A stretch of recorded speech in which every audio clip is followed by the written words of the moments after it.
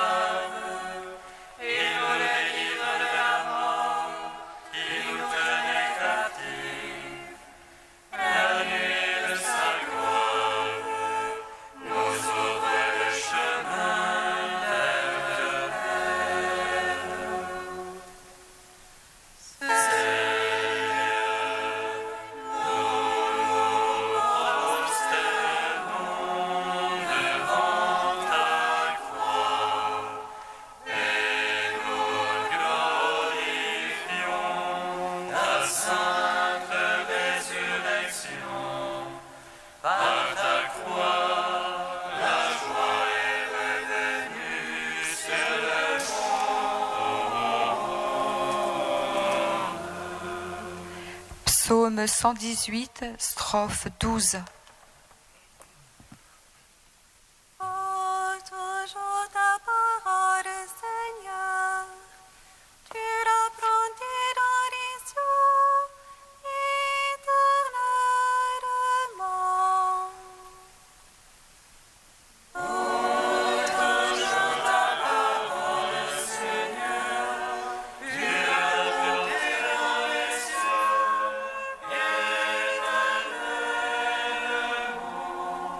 À jamais, Seigneur, ta parole, immuable aux cieux.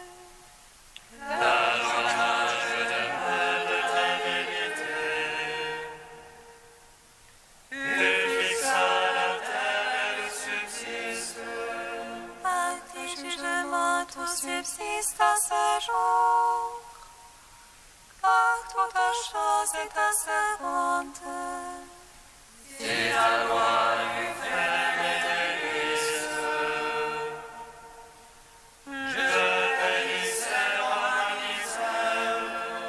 Jamais je n'oublierai tes préceptes, car tu me vivifies. Que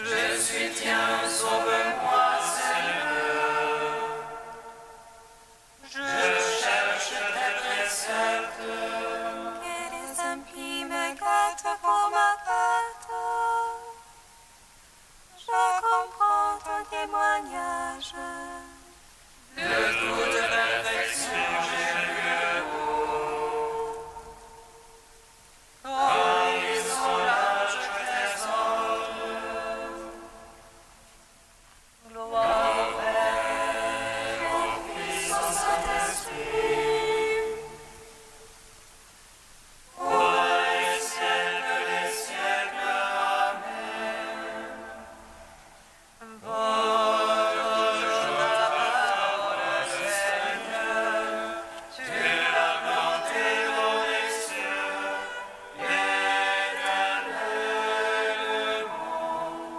Psaume 1. Je te salue, croix glorieuse, ô Seigneur, par toi me reçoive, lui qui par toi m'a racheté.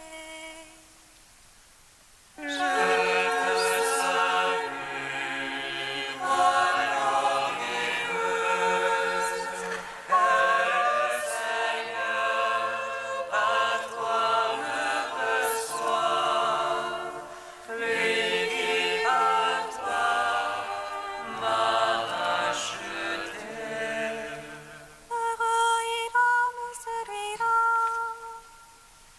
qui ne va pas au conseil des impies,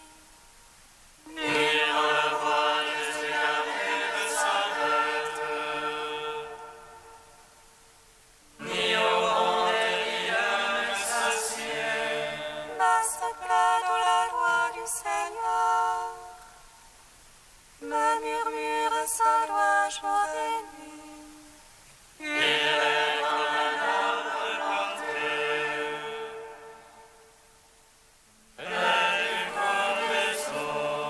Qui donne son fruit en la saison,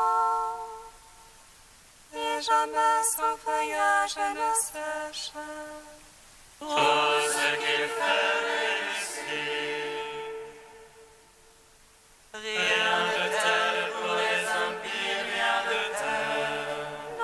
ils sont comme la balle, emportés par le vent dessus la terre.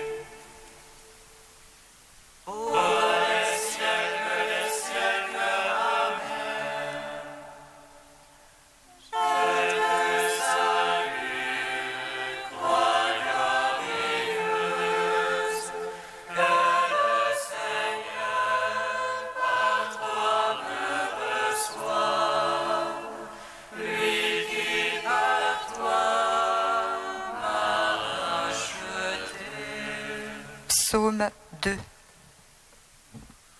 Pourquoi ces nations sont tumultes? Ce vain grondement de peuple. Les rois de la terre se lèvent. Les princes se conspirent contre Dieu et son Christ. Allons, brisons la son trame. Allons, faisons sauter le jour. Celui qui siège dans les cieux s'en amuse. Le Seigneur est tournant les visions. Puis dans sa colère il leur parle. Dans sa fureur il les frappe d'épouvante. C'est moi qui ai sacré mon roi. Sur Sion, ma sainte montagne. Le Seigneur m'a dit, tu es mon fils. Moi aujourd'hui je t'ai engendré. Devant lui je te lègue les nations. Je te soumets les montagnes de la terre. Tu les briseras avec un sceptre de fer. Et comme le vase de potier les fracassera. Maintenant, roi condamné.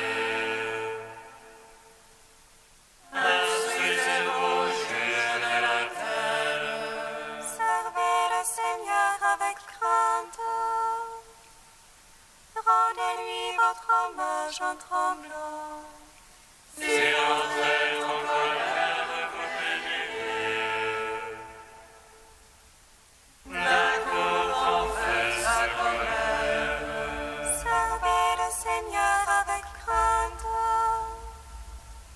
Heureux qui s'abrite en lui. Gloire au Père, au Fils, au Saint-Esprit. Pour les siècles des siècles. Amen. Je te salue, croix glorieuse, que le Seigneur à toi me reçoive, lui qui par toi m'a racheté. 4e chant du serviteur, page 294. Comme un surjour, le serviteur a grandi, comme une racine en terre aride. Sans beauté ni éclat, nous l'avons vu, et sans aimable apparence. Projet de délire, but de l'humanité, en de douleur connue de la souffrance. Semblable aux lépreux dont chacun se détourne, il était méprisé, contemporain. Ah, c'était nos souffrances qu'il portait, nos douleurs dont il était accablé. Et nous pensions qu'il était châtié, frappé par Dieu et humilié. Il a été transgressé par nos péchés, broyé à cause de nos crimes. Le châtiment qui nous obtient la paix est sur lui, par ses plaies nous sommes guéris. Comme des brebis, nous étions tous errants, chacun suivant son propre chemin. Et le Seigneur l'a chargé du poids de toutes nos fautes.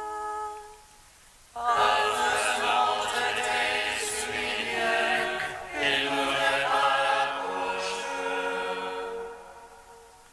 Comme un agneau conduit à l'abattoir, une brebis muette devant qui attend. Il a été retranché de la terre des vivants. Il a été frappé à mort par nos péchés. Le et d'expiation. Il verra sa descendance et prolongera ce jour. Ce qui plaît au Seigneur par lui s'accomplira après les épreuves de son amour. Il verra la lumière et sera comblé éternellement. Rendez grâce au Père Tout-Puissant, à son Fils Jésus-Christ le Seigneur. À l'Esprit qui habite en nos cœurs, Pour les siècles des siècles. Amen.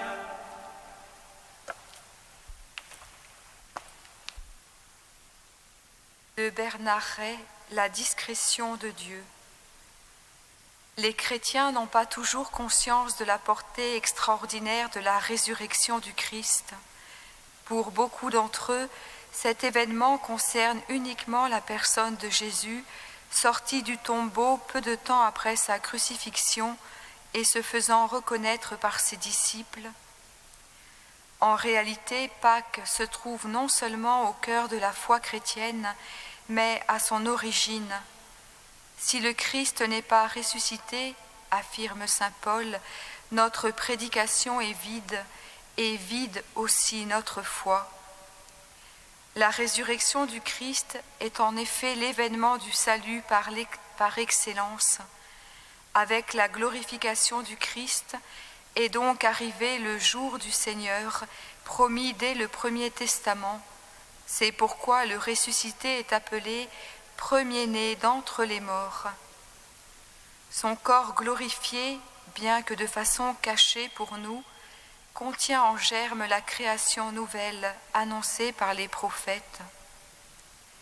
Ces affirmations de la foi chrétienne sont quotidiennement contredites par le spectacle du monde. Comment admettre la réalité d'un événement aussi prodigieux qui donne sens à toute l'histoire de l'univers alors qu'il passe inaperçu, tandis que l'humanité poursuit son chemin avec son cortège de malheurs et de souffrances.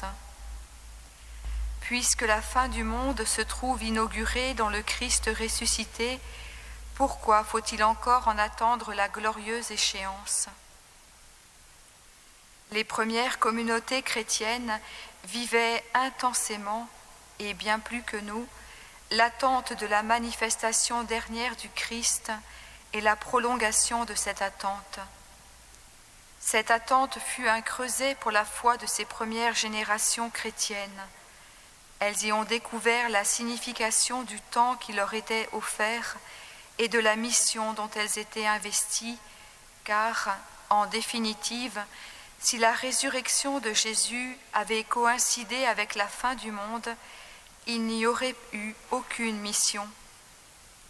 À la suite des apôtres et en lisant les Écritures qu'ils nous ont laissées, découvrons la signification pour notre vie d'une telle discrétion du ressuscité.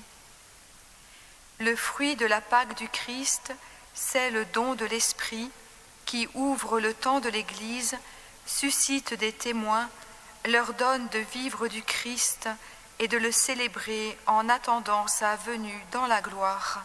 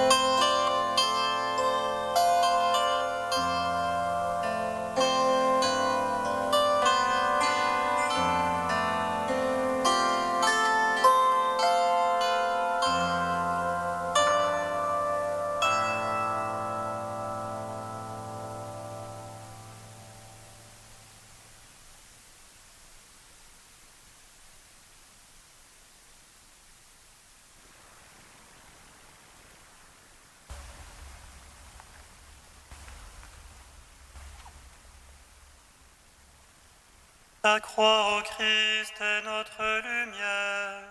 Nous acclamons ta résurrection qui donne la vie.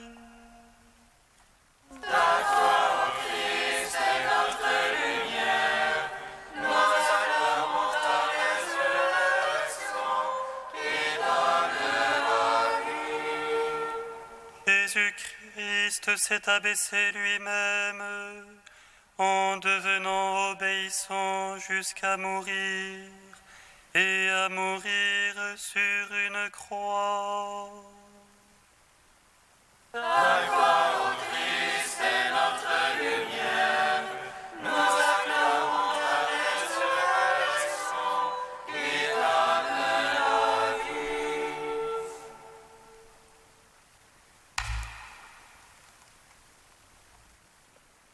Lecture de la lettre de saint Paul apôtre aux Philippiens. Le Christ Jésus, lui qui était dans la condition de Dieu, n'a pas jugé bon de revendiquer son droit d'être traité à l'égal de Dieu.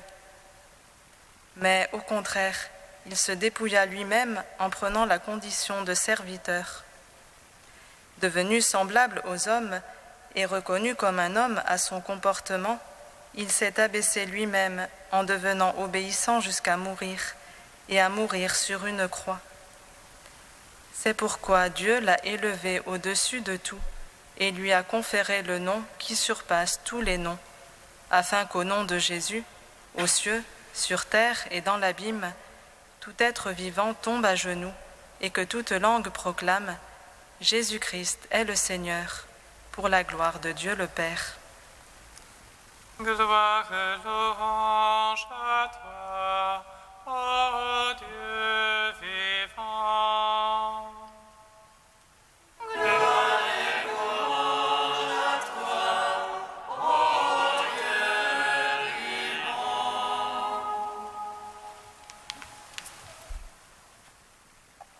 Si nous avons l'habitude de participer aux liturgies de l'Église, nous connaissons bien cet hymne puisque nous le chantons chaque semaine aux vêpres du samedi. Mais peut-être nous déroute-t-il un peu. C'est pourquoi Dieu l'a exalté. Ce « c'est pourquoi » est la charnière du passage que nous venons de lire entre la description de l'abaissement du Christ et celle de son exaltation. C'est d'une certaine façon la clé de tout ce passage, et aussi la clé de la fête de la Croix glorieuse que l'Église nous propose en ce jour. Et pourtant, le rapport de cause à effet qu'il exprime ne nous apparaît pas forcément d'emblée. Écartons d'abord de fausses interprétations. La Croix glorieuse n'est pas une apologie de la souffrance. Dieu ne veut pas la souffrance. Il n'exige pas de la souffrance comme pour compenser, en quelque sorte, une offense qu'il aurait subie en raison du péché de l'homme. La croix n'est pas glorieuse parce que Jésus y restaurerait l'honneur bafoué de Dieu. La croix glorieuse, l'exaltation du Christ, n'a pas non plus le rôle d'une récompense qui viendrait comme dédommager le Christ de l'extérieur de la peine qu'il aurait prise pour l'humanité. Ce n'est pas ce que signifie le « c'est pourquoi » ici. Dans cette hypothèse, ce serait comme si le Père disait à Jésus « Tu m'as obéi, donc je pose sur toi une gloire qui te reste extérieure. » Non. Si le Christ est exalté sur la croix, c'est que c'est là qu'il rejoint le plus totalement sa condition de Fils divin, dans une totale réciprocité avec le Père. La croix est le lieu où le Fils va jusqu'au bout de l'obéissance dans la modalité de la condition humaine qu'il a prise. Et au cœur de cette obéissance maximale, où il s'éprouve séparé du Père, il rejoint en fait l'expression la plus profonde de son être fils, de sa relation filiale avec le Père. Il est en effet à ce moment-là le parfait obéissant, anéanti lui-même et donc disponible à tout recevoir du Père. Or, celui qui reçoit tout du Père, c'est son Fils bien-aimé. Ainsi, l'abaissement du Christ, qui d'une certaine façon l'éloigne de Dieu au maximum, puisqu'il met tout le péché du monde entre le Fils et le Père, est aussi ce qui le fait reconnaître dans sa divinité de Fils de Dieu, parfaitement ajusté à la relation avec le Père et dont le nom surpasse tous les noms. Ainsi, la gloire du Christ est intérieure à son mouvement d'abaissement. Ce mystère est grand et on ne peut que le balbutier. Ce que nous pouvons en retenir pour notre vie, c'est que Dieu est seul juge de ce qui est porteur de gloire véritable dans notre vie et dans le monde. Ne méprisons pas les choses humbles, elles nous permettent de rejoindre Dieu en nous faisant fils dans le Fils. Le Christ les prend dans son mouvement d'offrande et d'obéissance vers le Père, et rien de ce qui est porteur de vrai amour ne sera perdu.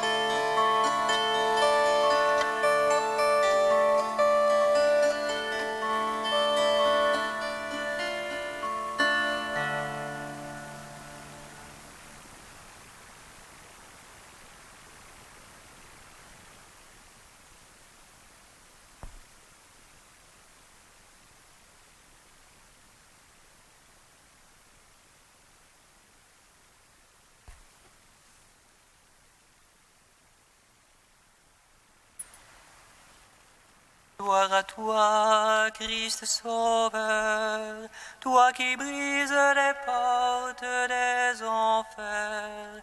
Tu es la résurrection et la vie.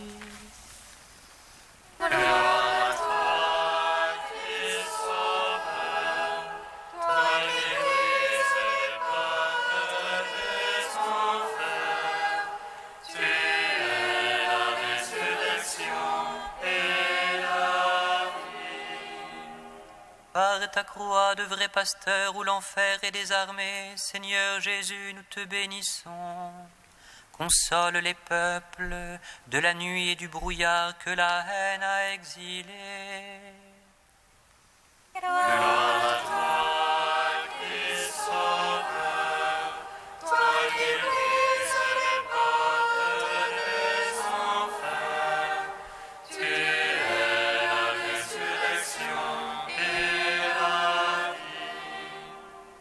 Par le tendre bois qui adoucit les eaux amères de la souffrance, Seigneur Jésus, nous te bénissons. Donne ta paix à ceux dont le cœur est transpercé par le scrupule.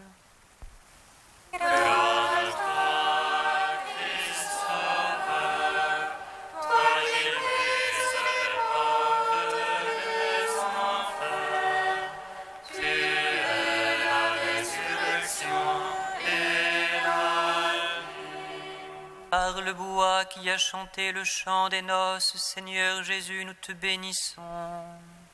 sois l'unique trésor du cœur de ceux qui te sont consacrés.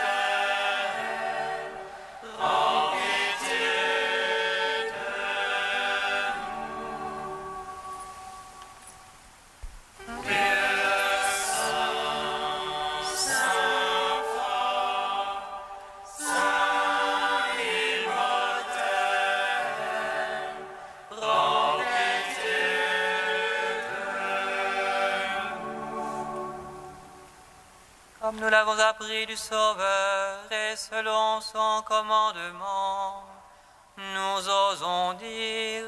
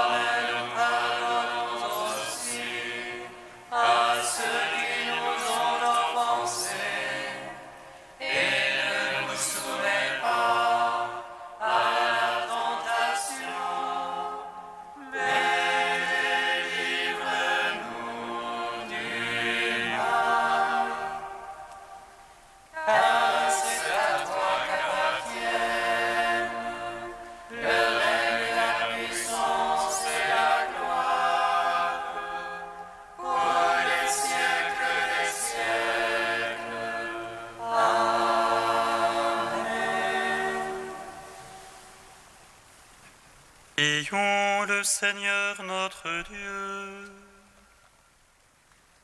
Tu as voulu, Seigneur, que tous les hommes soient sauvés par la croix de ton Fils. Permets qu'ayant connu dès ici-bas ce mystère, nous goûtions au ciel les bienfaits de la rédemption.